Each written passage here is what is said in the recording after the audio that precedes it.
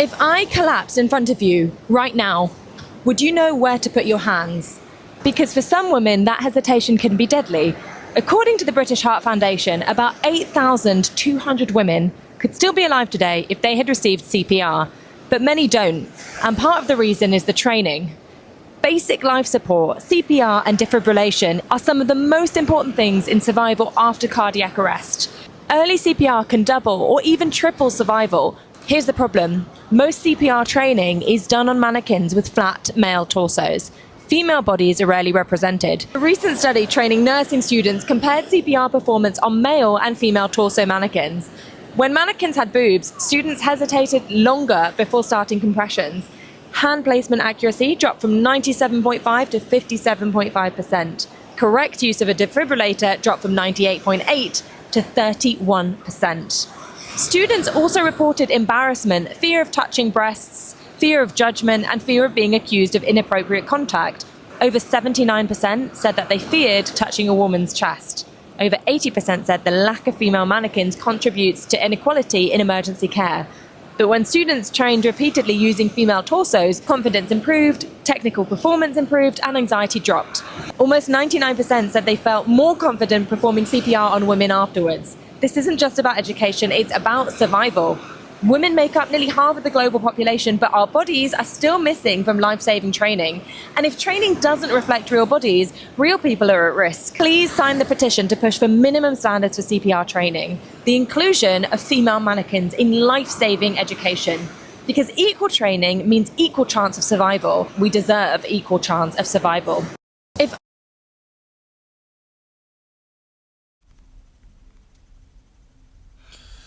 Peace and blessings to the chosen Shalom. First and foremost, all praise, glory, and honor to Yahweh Shemel Shai. Double honors to the elders and apostles of Great Millstone. Salutations to the Akim pushing the truth with sincerity and charity, risking their lives and freedom to do so. And the brother Yalad. And I'm responding to this video, but I may name the video something that Elder Malcolm has said that stuck with me. And I scrolled through the comments so that you can see here through the comments, a lot of these people are saying that they're fearing of being accused. And that is the state of the world we are in. Ephesians 5:15 says, "See then that you walk circumspectly, not as fools, but as wise, redeeming the time because the days are evil." You have to really be careful of who you help in this world, right? Sirach, also known as Ecclesiasticus 29:7. "Many therefore have refused to lend for other men's ill dealing, fearing to be defrauded." That's where we are in the world, right? So Matthew 24:12 says, "And because iniquity shall abound, the love of many shall wax cold."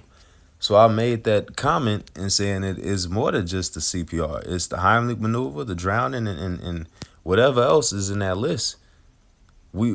We are at a point in this part of the world where we would rather let women die than to be put in some kind of a lawsuit or some kind of false accusation or some kind of objection. And that is the reality of the world that we live in. And I it's been sticking with me what Elder Malcolm has said a few weeks ago about and I believe it was at camp, and it was about the nurse that got unalived by ICE in I believe Minnesota. And you know, he was in that love everybody spirit. And the quote that Elder Malcolm has said, it says, "You can't love everybody because everybody don't love you." And that is what I'm hoping to title this video, essentially. You know, and if it and if anything, just remember John 15:19 says, "If you were of the world will love his own." So the world take care of the world. The world is gonna handle the world thing. Leave the affairs of the world to the world. The world gonna love its own. So let me see what else I wanted.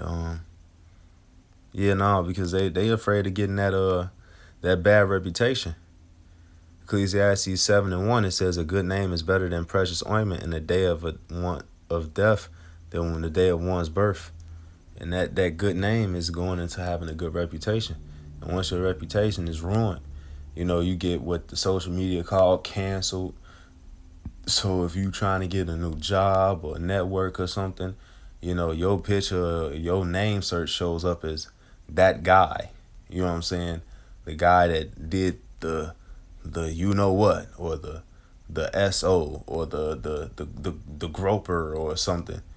All because you were misunderstood, because you tried to help somebody, or you had a human instinct. And I just asked the question, like, is it really unsafe in this world where we have to think twice about helping other humans, basically? And that's the question, and it really is.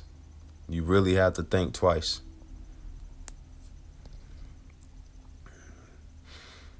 Nevertheless, it also talks about not giving to the sinner. I believe it says, help not a sinner.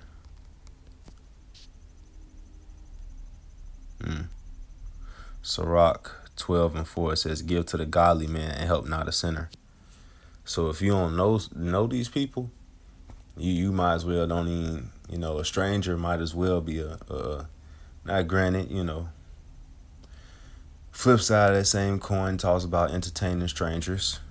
Let me see. So it's all through wisdom and all through the Spirit. Hebrews 13:2, it says, be not forgetful to entertain strangers. Therefore, thereby some have entertained angels unawares.